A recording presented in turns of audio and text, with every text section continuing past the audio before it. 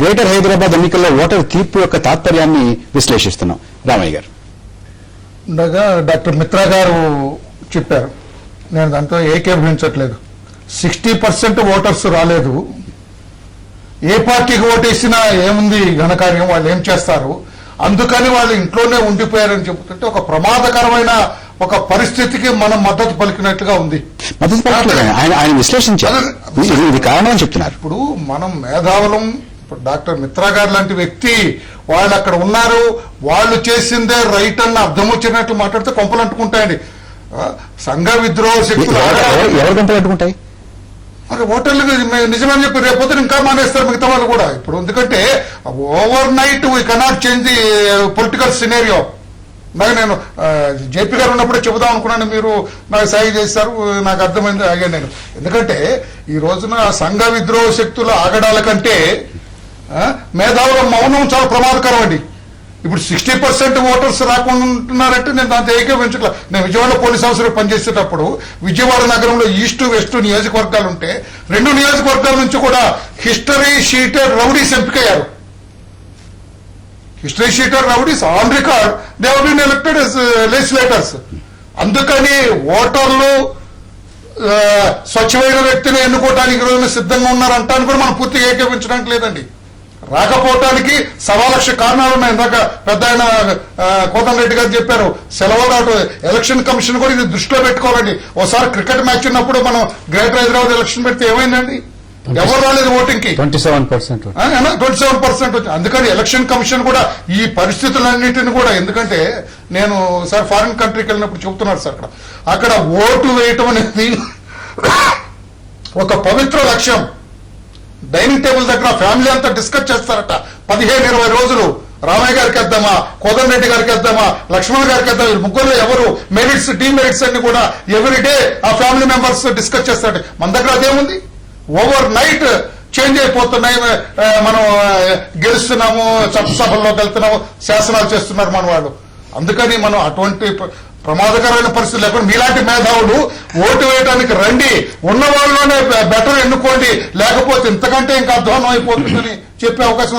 వచ్చిన వాళ్ళు 20% వచ్చారనుకోండి ఓటుకి, 20% దుర్మార్గం ఓటర్లు వస్తే 80% మంచి వాళ్ళందరూ ఉండిపోతే ఎట్లా సార్? వాళ్ళు కూడా వచ్చి ఈ 20% దుర్మార్గం ఓటర్లని ఓవర్ పవర్ చేసి ఉన్న వాళ్ళలోనే కొంచెం మంచి వాళ్ళని ఎన్నుకోకపోతే ప్రమాదకరమైన పరిస్థితుల్లో మన దేశ ప్రజాస్వామ్యం పడే అవకాశం ఉంది సార్. ఇందులో అసలు అస్పష్టత అనేది లేనే లేదు. ఎందుకంటే ఇందాక చెప్పినట్టు రాకుండా మీరు బయట కూర్చొని మన వరకు రాదేమో అని అనుకునే పరిస్థితి అందరికీ నష్టదాయకం. కాబట్టి మీరు తప్పకుండా ఈ 60% మీరు వెళ్ళి ఓటేయమనేది నేను క్లియర్ గా స్పష్టంగా చెప్పాను. లేకుంటే టైటానిక్ పై అంచులో కూర్చున్న వాడలాగా మీకు ఈ నష్టం జరుగుతుంది. కాబట్టి మీరు ఎన్నికలు బాయ్కాట్ చేయొద్దు, మీరు వెళ్ళి పార్టిసిపేట్ చేసి, ఇప్పుడు మొన్న జయప్రకాష్ చెప్పినట్టు క్రికెట్ మ్యాచ్ కోసం ముందు రోజు నైట్ కూడా అక్కడ పడకలు వేసుకుని క్యూలో వెయిట్ చేసినటువంటి వాళ్ళు ఎన్నికల్లో ఓటు వేయలేదంటే అర్థం ఏంటంటే అంత కూడా వాళ్ళకి అది ఇంట్రెస్ట్ కలిగించట్లేదు. ఇది మొదటిది. రెండోది ఏంటంటే మన ఎలక్షన్ పోలింగ్ మెథడాలజీ చూసినట్లయితే, అంటే మనం ప్రక్రియ పక్కన పెడదాం కాసేపు. ఒక్కొక్క రాజకీయ పార్టీ, ప్రధాన పక్షాలు తీసుకుందాం, కాంగ్రెస్ పార్టీకి, తెలుగుదేశం పార్టీకి ఓటరు మీ దృష్టిలో ఈ ఎన్నికల్లో ఏం చెప్పాడు? మీ ఇద్దరికి ఎక్కువ మంది మీ ఇద్దరు చేశామని చెప్తున్న అభివృద్ధిని అభివృద్ధిగా మేము గుర్తించట్లేదు. ఎందుకనంటే మా జీవితాల మీద అది ఎలాంటి ఎఫెక్ట్ చూపెట్టలేదు. మా జీవితాలు ఏం మారలేదు. నిజంగా కారున్న వాళ్ళకి మారలేదు, కారు లేని వాళ్ళకి మారలేదు, మోటార్ సైకిళ్లు తోలే వాళ్ళకి మారలేదు, తోలని వాళ్ళకి మారలేదు, ఉద్యోగులకి మారలేదు, నిరుద్యోగులకి మారలేదు. ఎవరికి ఏ విధంగా మారలేదు. నిజంగా కొన్ని సహజంగా జరిగినటువంటి మార్పుల్ని తీసుకొని ఇది మేము చేసినటువంటి అభివృద్ధి అని చెప్పుకోవడం మటుకు అన్యాయం. ఎందుకంటే 20 ఏళ్లుగా మనకు వచ్చిన అభివృద్ధిని కానీ మనతో కనీసం సహజంగా వచ్చే ఏమన్నా ఉంటాయి, ఏ చైనాకో దేనికో పోల్చుకుంటే అసలు ఎక్కడ లేవు. మనం వాళ్ళు 5 అంతస్తుల ఫ్లైఓవర్లు కడుతుంటే ఒక సెకండ్ మనం ఒక పెద్ద విమానాశ్రయం కట్టుకుని పెచ్చులు లేసిపోతూ కప్పు ఊడిపడుతూ వర్షం వస్తే నెత్తిన పడేటువంటి ఒక దౌర్భాగ్యమైన ఇంటర్నేషనల్ ఎయిర్పోర్ట్ కట్టుకుని ఇది అభివృద్ధి అని చెప్పి మనం అనుకుంటూ, వర్షం వస్తే కరిగిపోయేటువంటి సిమెంట్ రోడ్లు, తాడు రోడ్లు వేసుకుని ఇది అభివృద్ధి అని చెప్పి మనం డప్పాలు మోగించుకుంటుంటే ఇది అభివృద్ధి అని నమ్మటానికి ఆ రోడ్ల మీద వెళ్ళే ప్రజలు ఎవరు సిద్ధంగా లేరు, తిరస్కరించారు ఈ పార్టీని. ఇందులో ఏమీ అనుమానం లేదు. లక్ష్మణ్ గారు, మన చివరికి వచ్చేస్తున్నాం. మీకు మీరు ఇందులోంచి స్వీకరించాల్సినటువంటి పాఠం ఏమిటి?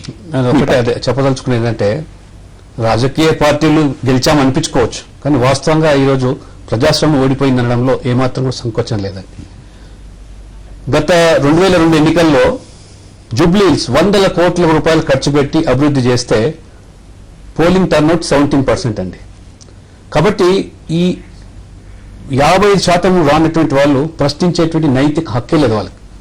పార్టీల గురించి కానీ అభివృద్ధి గురించి కానీ మాట్లాడేటువంటి నైతిక హక్కు లేదు. కాబట్టి మనము అన్ని పార్టీలు కూడా ఈరోజు ప్రజల ముందు చైతన్యం చేయాలి. ఓటింగ్కి వచ్చేదానికి 70-80% పోలింగ్ అయితే కానీ ఈ సమస్యలన్నీ కూడా పరిష్కారం కాదు. అదొక భాగం. మీ పార్టీ స్వీకరించేటటువంటి పాఠం ఏంటి ఇందులోంచి? తప్పకుండా మేము విశ్లేషించుకొని ఎక్కడ అసలు ప్రజల్లో మనం తీసుకున్నటువంటి విధానాలు, మన ఎజెండా ఎందుకు ప్రజలు విశ్వసించలేకపోతున్నారు, ఎక్కడ మనం ఈ యొక్క క్రెడిబిలిటీ కోల్పోయాము, ఎందుకు ఆల్టర్నేటివ్ పాలిటిక్స్ మాత్రమే ఎంచుకోవడం జరుగుతూ ఉన్నది, ఉన్న దాంట్లో ఇద్దరిని ఎందుకు ఎంచుకుంటున్నటువంటి విషయాన్ని తప్పకుండా దాన్ని విశ్లేషణ చేస్తాము. కాబట్టి ఈ ప్రజలు కూడా వెంటనే తడుతున్నటువంటి కారణం ఏమైంది? వెంటనే ఇంతకుముందు చెప్పాను కదా, నేను ఈ హైదరాబాద్కు వచ్చేసరికి మతపరమైన రాజకీయాలు చాలా ప్రభావితం చేస్తున్నాయి. ఈ లౌకిక పార్టీలను చెప్పుకునే 2 ప్రధాన పార్టీలు నేను సూటి అడుగుతున్నాను. ఈరోజు ఈ 50 డివిజన్లలో ఒక్క సీట్ ఎందుకు గెలుచుకోలేకపోయారు మీరు? మైనార్టీ ప్రభావితం అనేటువంటి ఈ యొక్క డివిజన్లలో ఒక్క సీట్ అయినా ఎందుకు గెలుచుకోలేకపోయారు? మొత్తం పూర్తిగా ఈరోజు మస్జిద్కి ఎందుకు దారాదత్తం చేయాల్సిన పరిస్థితి వచ్చేది. ఈరోజు మీరు అందరూ అంటున్నారు బీజేపీ మతతత్వ పార్టీ ఒక వర్గానికి పరిమితమైనది. మరి అటువంటి మీ లౌకికవాదము ఎందుకు పాత పట్టలు పనిచేస్తారు? అంటే వారి యొక్క విశ్వాసాన్ని మీరు ఎందుకు చూరగొనలేకపోయారని అడుగుతున్నారు మీరు. పద్మగారు, క్లుప్తంగా మీరు స్వీకరించేటటువంటి పాఠం ఏంటి ఇందులోంచి? స్వీకరించే పాఠం అని ఏంటంటే, మాకు ఉన్నటువంటిది పెద్ద బలం ఏంటంటే చిరంజీవి గారికి ఉన్నటువంటి ప్రజాదరణ. మొన్న గ్రేటర్ ఎన్నికల్లో కూడా ఎక్కడికి వెళ్ళినా వేల మంది ప్రజలు వచ్చారు. చాలా పాజిటివ్ రెస్పాన్స్. ఇళ్లలోంచి పరిగెత్తుకొచ్చి, వీధుల్లోంచి పరిగెత్తుకొచ్చి చాలా నవ్వుతా అక్కడ నిలబడి గంటల సేపు నిలబడి ఉపన్యాసాలు విని ఎంత. ఈ ప్రజాదరణని ఓట్ బ్యాంక్ గా మార్చడంలో మేము తీసుకోవాల్సినటువంటివి, మేము నేర్చుకోవాల్సినటువంటివి చాలా ఉన్నాయి. అదే మా సమస్య, అంతకు తప్ప వేరే సమస్య ఏమీ లేదు. మేము అందరికీ ధీటుగా ఉండగలం, అనేక ఫలితాలను సాధించగలం. కాకపోతే ఆ నెట్వర్క్ ని, ఆ యంత్రాంగాన్ని ఏర్పాటు చేసుకోవడం అనేటటువంటిదే మా టాస్క్. కాంగ్రెస్ నాయకుడు మల్రెడ్డి రంగారెడ్డి గారు మనతో ఫోన్ లైన్ లో మాట్లాడడానికి అందుబాటులోకి వచ్చారు. మల్రెడ్డి రంగారెడ్డి గారు నమస్కారం అండి. నమస్కారం సార్. నమస్కారం రంగారెడ్డి గారు. ఈ మొత్తం ఫలితాన్ని మీరు ఎలా చూస్తారు? ఇంకొకటి ఏంటంటే, మీ పిసిసి అధ్యక్షుడు కాంగ్రెస్ పార్టీని ఓడించడానికి ఒక కుట్ర జరిగిందనేటువంటి మాట మాట్లాడారు. తర్వాత మీ సహయోగి, మీ సహచరుడు సుధీర్ రెడ్డి గారు అక్కడ ఆయన నియోజకవర్గ పరిధిలో కాంగ్రెస్ పార్టీ ఓటమి చవి చూడడానికి మీరు ప్రధానంగా బాధ్యత వహించాలనేటువంటి మాట కూడా అన్నారు. కారణం అన్నారు. అవునండి, సుధీర్ రెడ్డి మాట్లాడేదానికి ఆయనకు ఒకవేళ ఓడించడానికి నేనే కారకుణ్ణి అయితే సుధీర్ రెడ్డి ఈరోజు ఎమ్మెల్యే ఉండేవాడే కాదు. సుధీర్ రెడ్డి ఒకవేళ ఆ మాట మాట్లాడితే ఆయన అసలు రాజకీయ అజ్ఞానిగా మాట్లాడుండొచ్చు. కాంగ్రెస్ పార్టీ సోనియా గాంధీ నాయకత్వంలో గెలవాలని 2009లో 5 సంవత్సరాలు నేను బ్రహ్మాండంగా కాన్స్టిట్యున్సీలో పనిచేసి ఆయన విజయానికి నేను దారి వేస్తే ఈ 6 నెలల కాలంలో కార్యకర్తల యొక్క, ప్రజల యొక్క ఆయన చేసినటువంటి వాళ్ళ యొక్క కోపాన్ని, వాళ్ళకుండేటువంటి కక్షను సుధీర్ రెడ్డి మీద తీర్చుకున్నారు కానీ కాంగ్రెస్ పార్టీ మీద కాదు. అంటే రంగారెడ్డి గారు సుధీర్ రెడ్డి గారు శాసనసభ్యులుగా సమర్థవంతంగా పనిచేయకపోవడం వల్లనే ఆ నియోజకవర్గ పరిధిలో డివిజన్ ఓడిపోయారంటారా? కాంగ్రెస్ పార్టీ బ్రహ్మాండంగా అక్కడ అభివృద్ధి చేసింది. కాంగ్రెస్ పార్టీ అభివృద్ధి చేసింది కాబట్టి ఆ రోజు సుధీర్ రెడ్డి గెలవగలిగాడు. ఈ 6 నెలల కాలంలో పూర్తిగా విఫలమైపోయినందుకే ఈ రోజు సుధీర్ రెడ్డి స్వయం ఉపాధి ఆయన సొంతం చేతులతో చేసుకుని ఈ రోజు కార్యకర్తల మనోభావాలను, ప్రజల మనోభావాలను దెబ్బతీసినందుకే పూర్తి ఓడిపోయింది తప్ప కాంగ్రెస్ పార్టీ తప్పు లేదు. ఎవరి మీదనో నెట్టేయాలంటే ఆయనకు రాజకీయంగా అనుభవం లేదు, రాజకీయంగా ఆయనకు ఏమాత్రం. రంగారెడ్డి గారు మాతో మాట్లాడినందుకు మీకు ధన్యవాదాలు. కోదండరెడ్డి గారు, మీరు స్వీకరించేటువంటి పాఠం అండి క్లుప్తంగా. మనకి మన సమయం అయిపోయింది. మీరు మీ తర్వాత రామయ్య గారు క్లుప్తంగా. నిజంగా ఈ తీర్పును మేము అనుకున్నాం ఏమిటంటే, నేను సహజంగానే నేను అనేక సందర్భాల్లో కూడా చెప్పాను కూడా, సాధారణంగా అధికారంలో ఉన్న పార్టీకే ప్రజలు మొగ్గు చూపుతారు స్థానిక సంస్థలు. స్థానిక సంస్థల్లో. అయితే మాకు సింగిల్ పార్టీ మెజారిటీ ఇంకా దాదాపుగా మేము అనుకున్నాము 75-80 డివిజన్ల వరకు వస్తాయనుకున్నాం, తగ్గినాయి. దీనివల్ల మేము ఇక్కడ, అందుకే నేను మొదట చెప్పాను, కొన్ని మజ్లిస్తో సున్నితమైన పెట్టుకుని మేయర్ని సాధించుకుంటారా? సున్నితమైన సమస్యలు ఉన్నాయి. అందులో మేము పార్టీలో విశ్లేషణ చేసుకోవాలి, దాని నుంచి గుణపాఠాలు నేర్చుకోవాలి. మేయర్ విషయానికి వస్తే నేను ఇప్పుడే మాట్లాడడం సబబు కాదు, ఎందుకంటే పార్టీ నిర్ణయం ప్రత్యామ్నాయం లేదు. ప్రత్యామ్నాయము అనేది లేదు. మీరు పెంచి పోషించే పార్టీతో పోవటానికి మీకు అభ్యంతరం మీరు లేదు. రామయ్య గారు మీరు కూడా ప్రయత్నం చేస్తారు. మజ్లిస్ తోటి ఇంతో మాట్లాడుకుని ఏదో రకమైన బేరసారం కుదుర్చుకుని మీరు మేయర్ పదవిని వారికి ఇచ్చి మీరు తీసుకుని కాంగ్రెస్ రాకుండా చేయడానికి ప్రయత్నం చేస్తున్నారు కదా? మేమేం చేయట్లేదండి. చేయట్లేదా? వార్తలు వస్తున్నాయి.